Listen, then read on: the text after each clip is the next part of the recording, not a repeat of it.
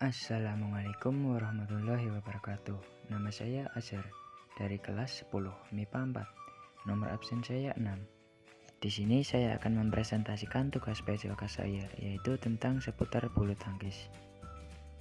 Isi materi atau bab yang akan saya bahas di sini adalah 1. Sejarah bulu tangkis di Indonesia. 2. Teknik dasar bulu tangkis. 3. Aturan permainan bulu tangkis. Dan yang keempat, sarana dan prasarana bulu tangkis. Yang pertama, sejarah bulu tangkis di Indonesia. Olahraga bulu tangkis masuk pertama kali di Indonesia sekitar tahun 1930. Sebelumnya, Inggris sudah terlebih dahulu memperkenalkan bulu tangkis ke daerah jajahannya di Singapura, juga Malaysia. Tak menunggu lama, di tahun 1933 sudah langsung berdiri perkumpulan bulu tangkis Indonesia di Jakarta, yang disebut Bataviase Badminton Bond dan Bataviase Badminton League. Kedua organisasi ini awalnya berdiri terpisah, hingga akhirnya mereka tergabung menjadi satu dan membentuk Persatuan Olahraga Bulu Tangkis kuat di Indonesia. Sepanjang tahun 1934, lahir beberapa kejuaraan bulu tangkis di Pulau Jawa, yang kebanyakan terpusat di kota Bandung. Di tahun ini, perkembangan bulu tangkis memang maju pesat. Ditengarai ada kaitannya dengan pendudukan Jepang yang menciptakan suasana panas anti barat. Persatuan Bulu Tangkis seluruh Indonesia baru terbentuk di tahun 1951 di Bandung. Di tahun yang sama, diadakan juga kongres pertama dari PPSI atau Persatuan Bulu Tangkis seluruh Indonesia. Sejak memiliki naungan resmi, olahraga badminton berkembang pesat di Indonesia. Berbagai turnamen internasional diikuti, dan atlet Indonesia kerap membawa pulang piala kejuaraan, termasuk di turnamen Mekah All England. Tercatat, sepanjang penyelenggaraan All England, Indonesia sudah mengoleksi 48 gelar. Prestasi ini membuat Indonesia duduk di peringkat keempat dalam daftar negara peraih gelar terbanyak. Kita masuk materi yang kedua, yaitu teknik dasar bulu tangkis. Yang pertama, teknik memegang raket atau grip. Teknik dasar badminton yang paling penting untuk diketahui pertama kali adalah teknik memegang raket. Ternyata, tindakan memegang raket badminton tidak boleh dilakukan secara sembarangan. Beberapa teknik dalam memegang raket yakni American Grip.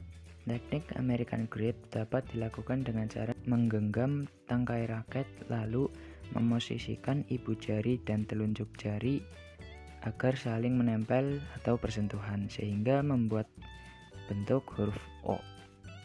Teknik pegangan ini efektif digunakan apabila kamu ingin melakukan pukulan smash. Yang kedua, backhand grip.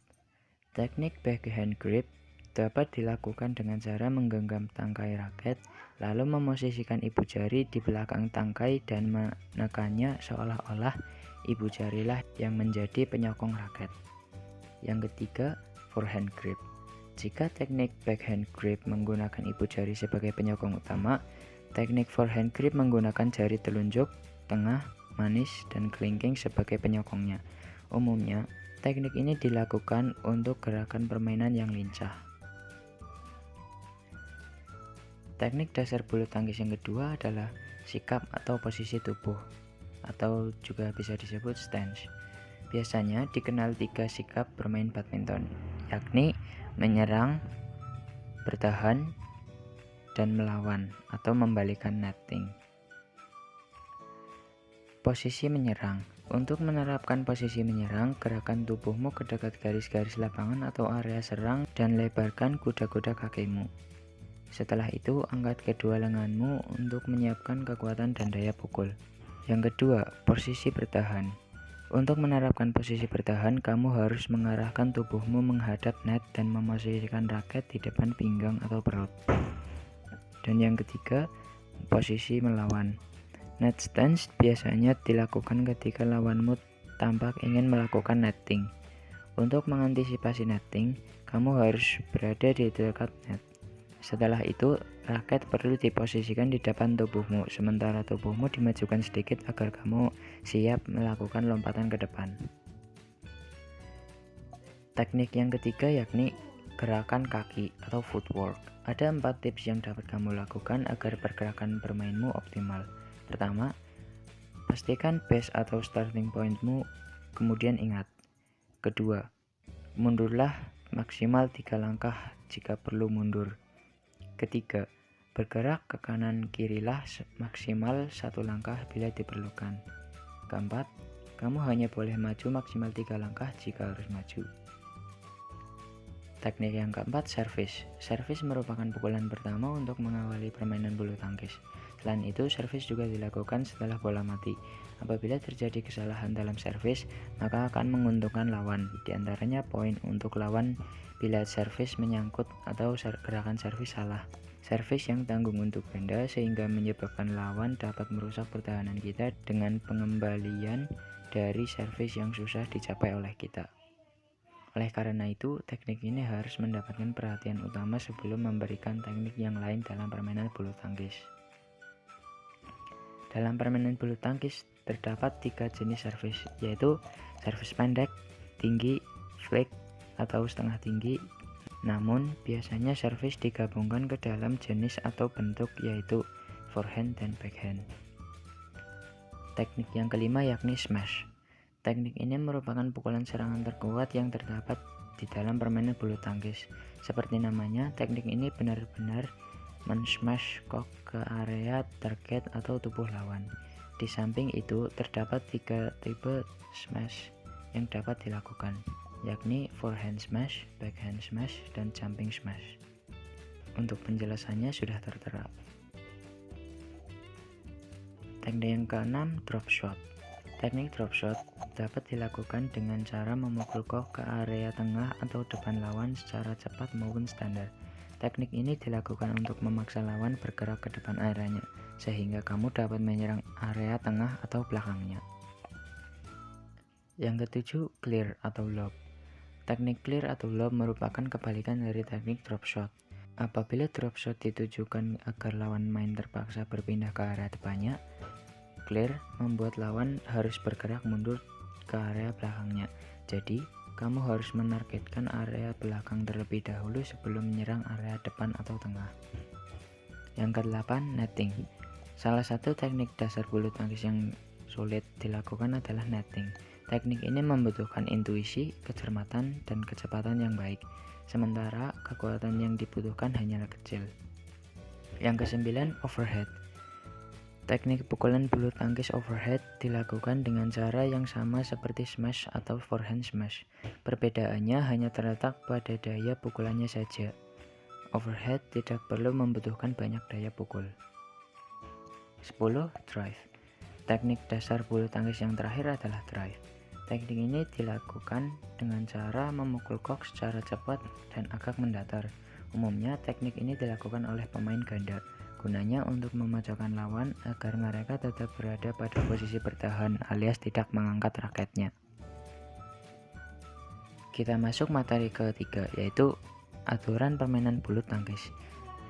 Yang pertama, pukulan servis. Wilayah permainan sektor pemain ganda dengan tunggal dalam pukulan servis tidak jauh berbeda. Pada pertandingan bulu tangkis sektor tunggal, baik putra maupun putri, servis dilakukan dengan mengarahkan ke arah lawan yang berada di arah seberangnya.